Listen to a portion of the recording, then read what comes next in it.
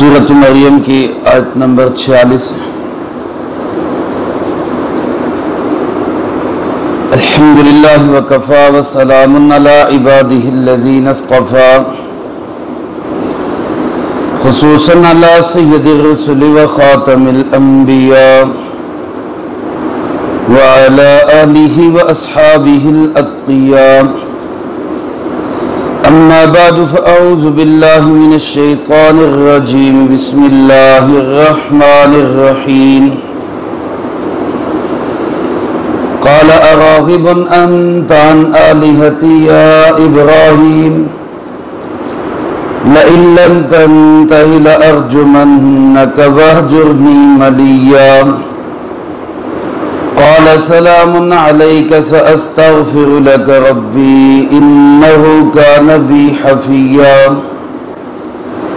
وأعتزلکم وما تدعون من دون اللہ وأدعو ربی عسى ألا أكون بدعاء ربي شقيا، فلما اعتزلهم وما يعبدون من دون الله وهبنا له إسحاق ويعقوب وكلا جعلنا نبيا، ووهبنا لهم من رحمتنا وجعلنا لهم لسان صدق عليا۔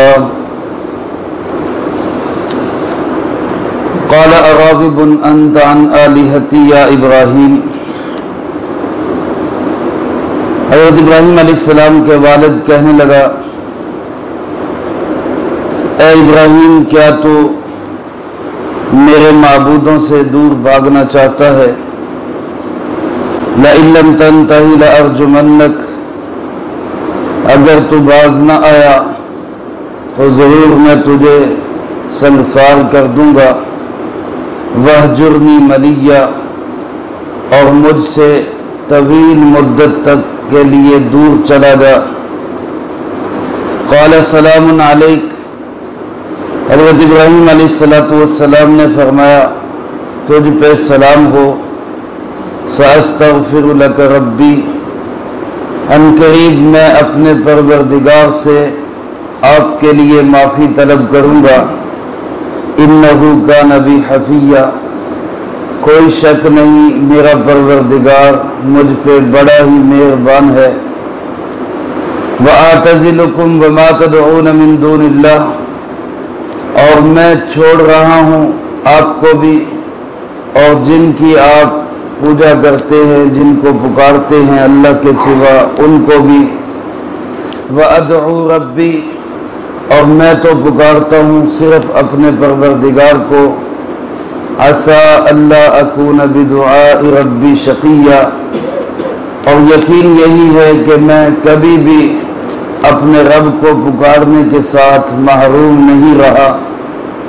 فلما اعتزلہم، پس جب وہ ان سے جدا ہوئے، وما یعبدون من دون اللہ، اس صورتحال میں کہ وہ اللہ کے سوا کسی کی بھی عبادت نہیں کر رہے تھے، وَهَبْنَا لَهُ إِسْحَاقَ وَيَعْقُوبَ، تو ہم نے ان کو بیٹا اسحاق اور پوتا یعقوب علیہ السلام عطا کیا۔ وَكُلًّا جَعَلْنَا نَبِيًّا، اور ان سب کو ہم نے نبوت سے سرفراز فرمایا۔ وَوَهَبْنَا لَهُم مِّن رَّحْمَتِنَا، اور ہم نے ان سب کو اپنی رحمت سے نوازا۔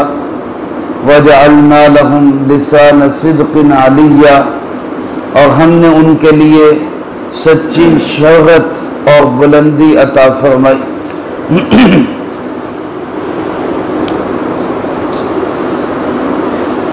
سورۃ مریم کے اس تیسرے رکوع میں حضرت سیدنا ابراہیم علی نبینا وعلیہ السلام کی اپنے والد محترم کے ساتھ جو ان کی گفتگو ہوئی اور جو ان کا مکالمہ ہوا، اس کا تذکرہ ہے۔ میرے محترم دوستو، کل کے درس میں آپ حضرات نے سماعت فرمایا، حضرت ابراہیم علیہ السلام نے جن کے والد مشرک تھے، بلکہ بت گر اور بت فروش تھے، بتوں کی عبادت کی طرف لوگوں کو دعوت دینے والے تھے۔ اللہ کی شان ہے، اللہ نے اس بت گھر کے اندر بت شکن کو پیدا کر دیا۔ باپ بت فروش ہے، بیٹا بتوں کو توڑنے والا ہے۔ وہ قادر مطلق ہے، وہ جو چاہے جیسا چاہے وہ کر سکتا ہے۔ حضرت ابراہیم علیہ السلام نے دعوت کے کام کا آغاز اپنے گھر سے کیا اور ابا جان کو بڑے خوبصورت انداز ہے، محبت کے ساتھ، اپنائیت کے ساتھ ان کا پورا احترام دل میں رکھتے ہوئے توحید کی مکمل دعوت دی، موقف کی مضبوطی کے ساتھ، پورے دلائل کے ساتھ۔ ایک مسلمان کا اور ایک داعی کا شیوہ یہی ہونا چاہیے کہ وہ گالم گلوچ کی بجائے، برے نام لینے کی بجائے، غلط القابات کی بجائے اپنی بات مضبوط رکھے اور اپنے لہجے کے اندر شائستگی رکھے۔ اسی انداز سے حضرت ابراہیم علیہ السلام نے اپنے والد کو دعوت دی، لیکن اس کے مقابلے میں والد کی گفتگو اگر آپ سنیں تو آپ کو نظر آئے گا کہ ایک عالم میں اور ایک جاہل میں فرق کیا ہوتا ہے۔ آپ کو محسوس ہوگا کہ ایک اللہ کے نبی کے اندر اور ایک نبی کے دشمن کے اندر فرق کیا ہے، ایک دین والا اور ایک بے دین اور دین کا دشمن، ان دونوں کی زبان کے اندر، ان کے لہجے کے اندر کس قدر تفاوت ہے۔ ابراہیم علیہ السلام کے والد کہنے لگے، اراغب انت عن آلہتی یا ابراہیم، اے ابراہیم کیا تو میرے خداؤں سے دور بھاگنا چاہتا ہے؟ راغب اور رغبت کا لفظ عربی زبان میں کسی چیز کی طرف بھاگنے کے لیے بھی آتا ہے اور کسی چیز سے دور بھاگنے کے لیے بھی آتا ہے۔ فرق یہ ہوتا ہے کہ جب رغبت کے بعد لفظ فی آئے، اراغب انت عن آلہتی، یہاں عن کی بجائے فی ہوتا تو اسی کا ترجمہ یہ ہونا تھا کہ کیا تو میرے خداؤں کی طرف بڑھنا چاہتا ہے۔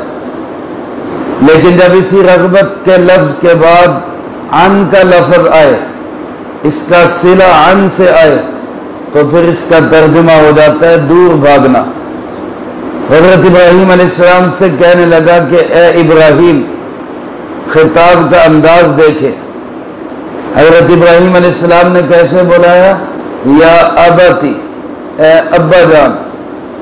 اب کم سے کم اس کا تقاضا یہ تھا کہ جواب میں یوں کہا جاتا یا بنیا، اے میرے بیٹے، تو بجائے بیٹا کہہ کے بلانے کے آزر نے، ان کے والد نے کیسے بلایا؟ نام لے کر، او ابراہیم۔ یہ انداز تکلم ہی ایک بے ادبی کا انداز تکلم، غیر شائستہ انداز تکلم ہے کہ کسی کا نام لے کر اس کو اس انداز سے مخاطب کیا جائے۔ آپ نے مخاطب کیا تو یا ابتی، حالانکہ باپ کافر اور مشرک ہے، لیکن اس کے ادب کو ملحوظ رکھتے ہوئے اے ابا جان، اے ابا جان۔ اور اس نے ایک ہی دفعہ مخاطب کیا تو اس میں بھی یا ابراہیم، اے ابراہیم، کیا تو میرے خداؤں سے دور بھاگنا چاہتا؟ اور یاد رکھ لئن لم تنتہی، ساتھ ہی دھمکی دے دی۔ کفر کا شیوہ یہی ہے کہ وہ جب دلائل کے میدان میں ہار جاتا ہے تو وہ پھر دھمکی پہ اتر آتا ہے۔ اگر تو باز نہ آیا، اگر تو نے میری رٹ کو تسلیم نہ کیا، اگر تو نے میری بات نہ مانی، لَأَرْجُمَنَّكَ، تو میں تجھے رجم کر دوں گا۔ رجم کا ایک معنی گالی دینا بھی ہوتا ہے، جس کا ترجمہ یوں بنے گا کہ تو باز نہ آیا تو میں تجھے گالیاں دوں گا۔ لیکن یہاں زیادہ بہتر اس کا دوسرا ترجمہ، جس کو سنسار کرنا کہتے ہیں، پتھر مار مار کے ختم کر دینا۔ اے ابراہیم، اگر تو اپنے اس عقیدہ توحید سے باز نہ آیا اور شرک کے ابطال سے شرک کو غلط کہنے سے باز نہ آیا تو میں تجھے پتھر مار مار کے ختم کر دوں گا۔ اور اب میرا فیصلہ یہ ہے کہ وہجرنی ملیہ، تو مجھے چھوڑ کے دور چلا جا اور کافی مدت تک کے لیے چلا جا۔ ملی عربی زبان میں کہتے ہیں ایک طویل مدت کو، ایک لمبی مدت کو۔ تو لمبی مدت کے لیے دور ہونے کا مطلب یہی کہ میری نظروں سے دور چلا جا، میرا گھر چھوڑ دے، یہاں سے نکل جا، دور چلا جا، میری نظروں سے دور ہو جا اور طویل مدت تک پھر مجھے نظر نہ آ۔ حضرت ابراہیم علیہ السلام نے ہمیں انداز تبلیغ سکھایا ہے۔ جب صورتحال اس سطح پر پہنچ جائے کہ گھر کے اندر ہی کوئی توحید کو تسلیم کرنے والا نہ رہے اور گھر کے اندر ہی کوئی دین کی بات ماننے کے لیے تیار نہ ہو، تو پھر ایسے ماحول میں اس کفر اور شرک کے ماحول کو چھوڑ دینا ہی بہتر ہوتا ہے۔ اسی کو ہجرت کہتے ہیں، اسی کو وطن چھوڑ دینا کہتے ہیں۔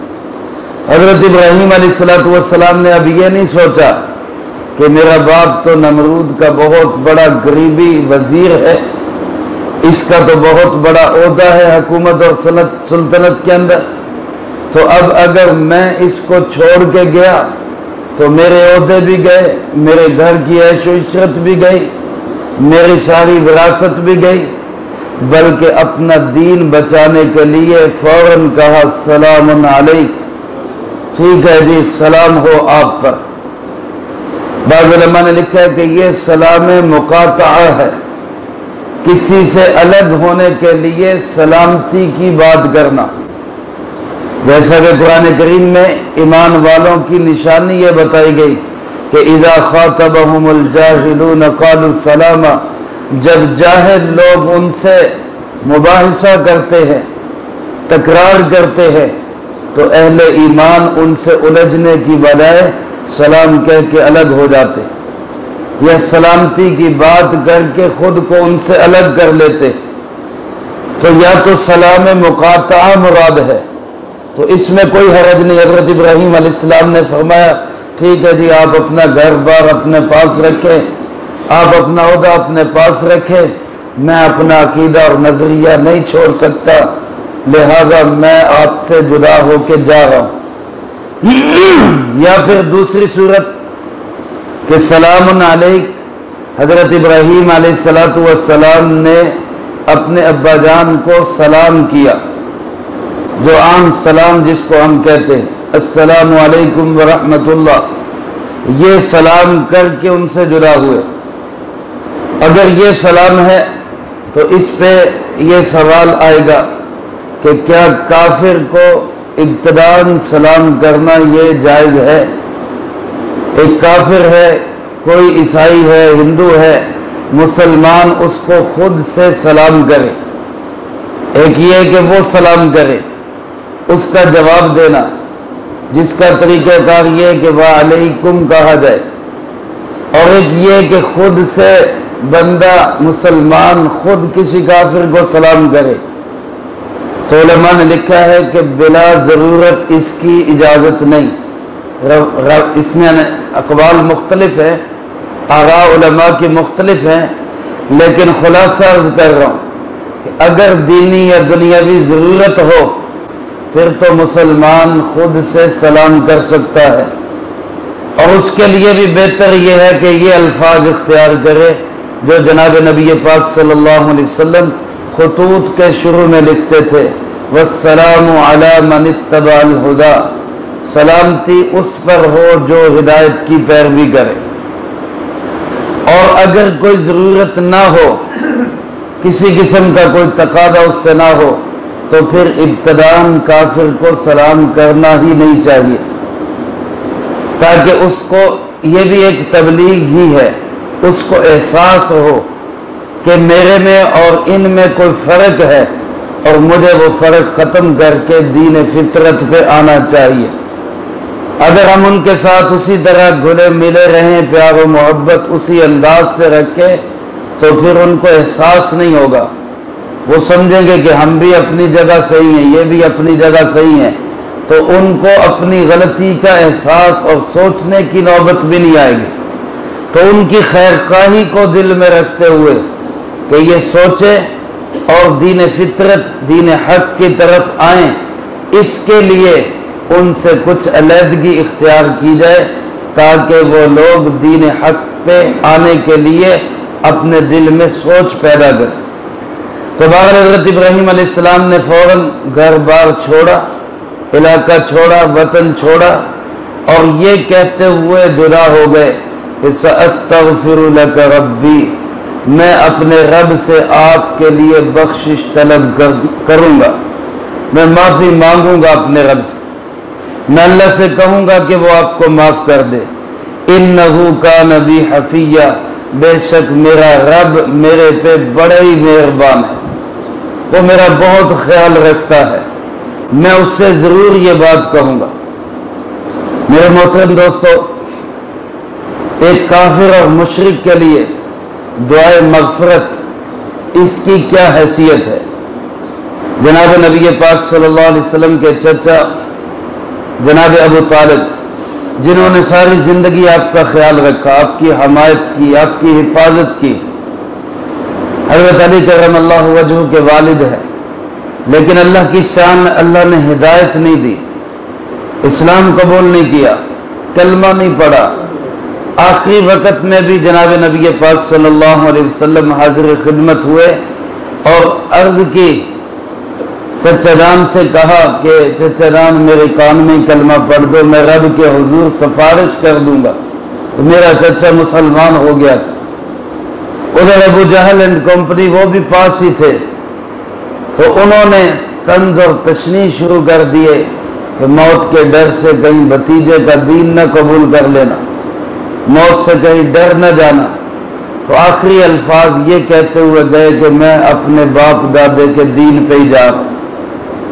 جناب نبی پاک صلی اللہ علیہ وسلم سخت افسردہ تھے، سخت افسردہ تھے۔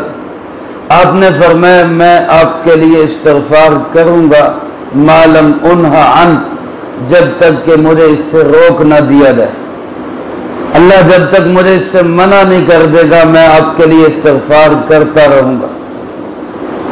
لیکن اللہ رب العزت نے قرآن کریم میں آیات نازل فرما دی، ما کان للنبی والذین آمنوا ان یستغفروا للمشرکین، کسی نبی کے لیے مناسب نہیں، جائز نہیں ہے، نہ ہی ایمان والوں کو اس کی اجازت ہے کہ وہ کسی مشرک کے لیے دعائے مغفرت کریں۔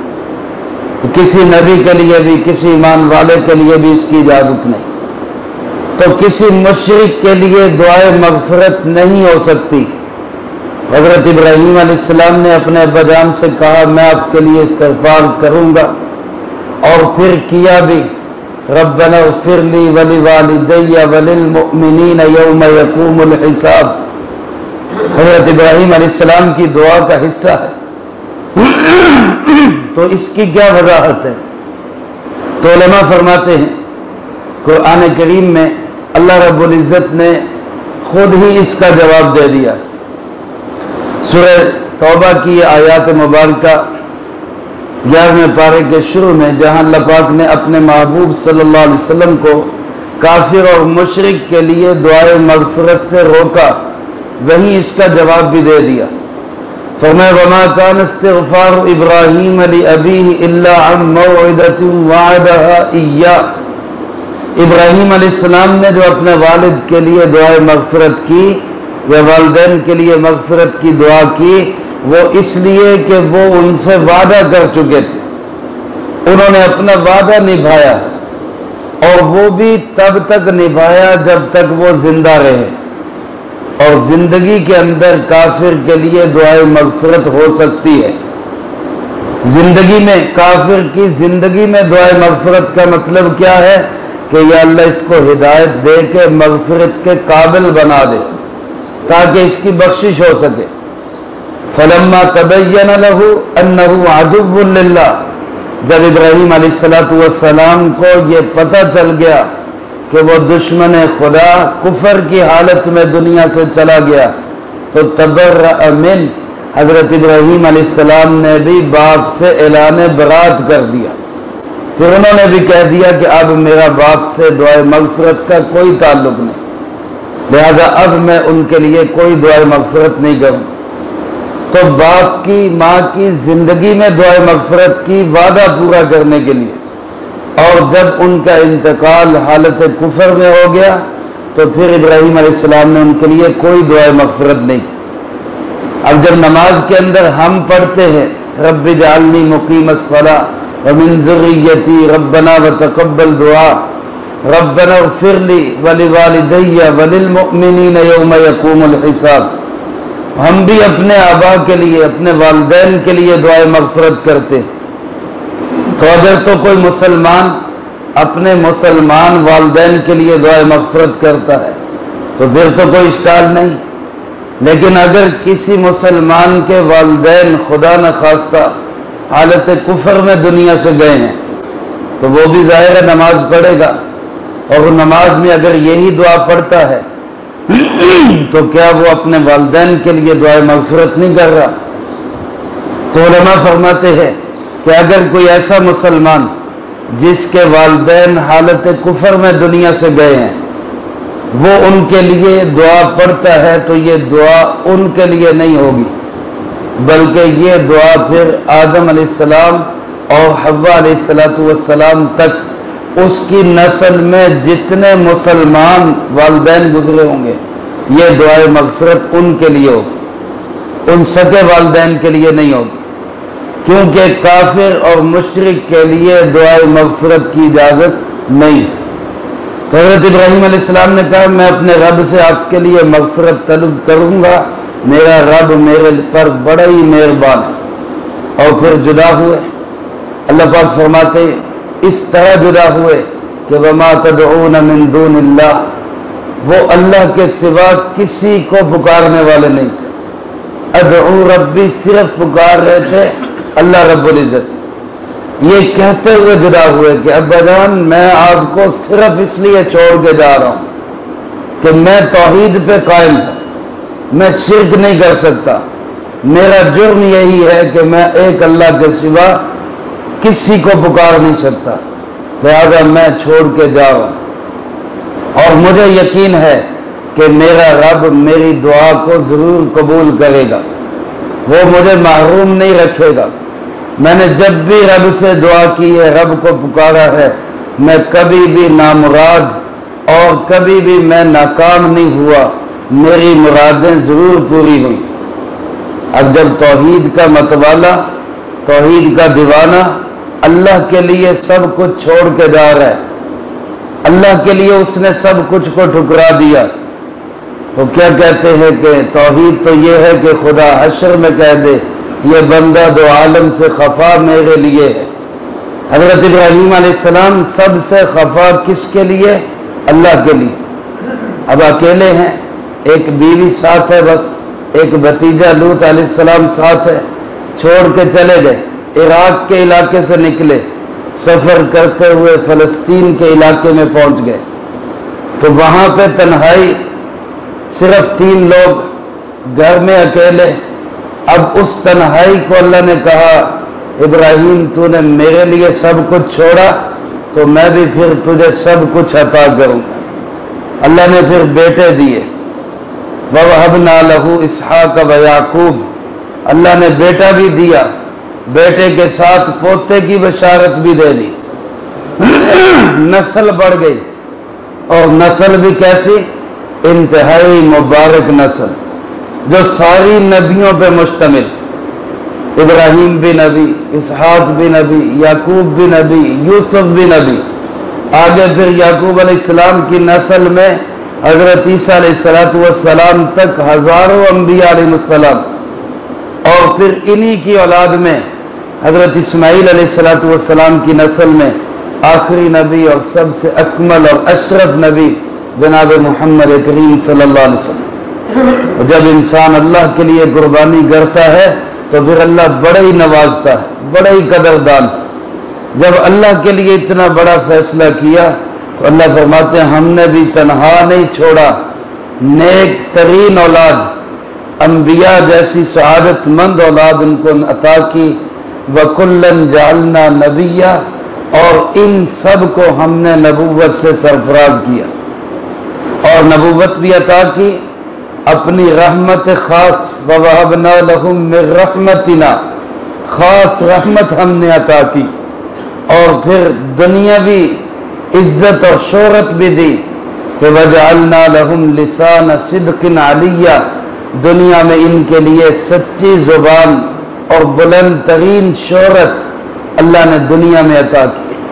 آج ہر مسلمان جب نماز پڑھتا ہے تو نماز میں کیا پڑھتا ہے؟ اللہم صلی علی محمد وعلی آل محمد کما صلیت علی ابراہیم وعلی آل ابراہیم، ابراہیم پر بھی جیسے آپ نے درود رحمت بھیجی، ابراہیم کی آل اولاد پہ جیسے آپ نے درود و رحمت بھیجی، تو ساری نسل کو اللہ نے باعزت بنا دیا جب انسان نے اللہ کے لیے قربانی کی۔ جب اللہ کے دین کے لیے بندہ اٹھتا ہے، حالات کو ٹھکرا کے تنہا ہو لیکن وہ اللہ کے دین کو سینے سے لگا کے کھڑا ہو جاتا ہے، تو پھر اللہ اس کو تنہا رہنے نہیں دیتا، کہتی دنیا تک اس کے نام کو زندہ کر دیتا ہے۔ اور آج تک دیکھ لے یزید جیسا انسان جو حاکم وقت تھا، لیکن اس کے باوجود نام و نشان مٹ گیا، قبر پہ کوئی جانے کے لیے تیار نہیں، اور حضرت حسین رضی اللہ تعالیٰ عنہ اس ماحول میں اکیلے ہی ڈٹ گئے، خاندان سمیت شہید ہو گئے۔ نام زندہ آج بھی کس کا ہے؟ حضرت حسین رضی اللہ تعالیٰ۔ یہ مثال ہے، اس طرح کی سینکڑوں مثالیں اسلامی تاریخ میں موجود ہیں کہ جب انسان اللہ کے دین کے لیے اٹھ کھڑا ہوتا ہے، تنہا بھی ہو، اللہ رہتی دنیا تک اس کے نام کو زندہ رکھتا ہے۔ اللہ مجھے آپ کو سب کو اپنے دین کی محنت کے لیے قبول فرمائے، ان مقدس ہستیوں کے نقش قدم پہ چل کے اللہ کے نام کو زندہ کرنے کی توفیق نصیب فرمائے۔ وآخر دعوانا الحمدللہ رب العالمین۔ اللہم انت السلام ومنک السلام، تبارک ربنا وتعالیت یا ذا الجلال والاکرام۔ اللہم انا علی ذکرک وشکرک وحسن عبادتک، اللہم احسن عاقبتنا فی الامور کلہا واجرنا من خزی الدنیا وعذاب الاخرہ، اللہم استر عوراتنا وآمن روعاتنا، اللہم انا نجعلک فی نحورہم ونعوذ بک من شرورہم، اللہم اکفنا بحلالک عن حرامک واغننا بفضلک عن من سواک، اللہم اکفنا کل مہم من حیث شئت ومن این شئت، رب ارحمہما کما ربیانی صغیرا، ربنا هب لنا من ازواجنا وذریاتنا قرۃ اعین وجعلنا للمتقین اماما، سبحان ربک رب العزۃ عما یصفون وسلام علی المرسلین الحمد للہ رب العالمین۔ سبحانک اللہم وبحمدک، نشہد ان لا الہ الا انت، نستغفرک ونتوب الیک، وصلی اللہ علی النبی الکریم وعلی آلہ واصحابہ اجمعین برحمتک یا ارحم الراحمین۔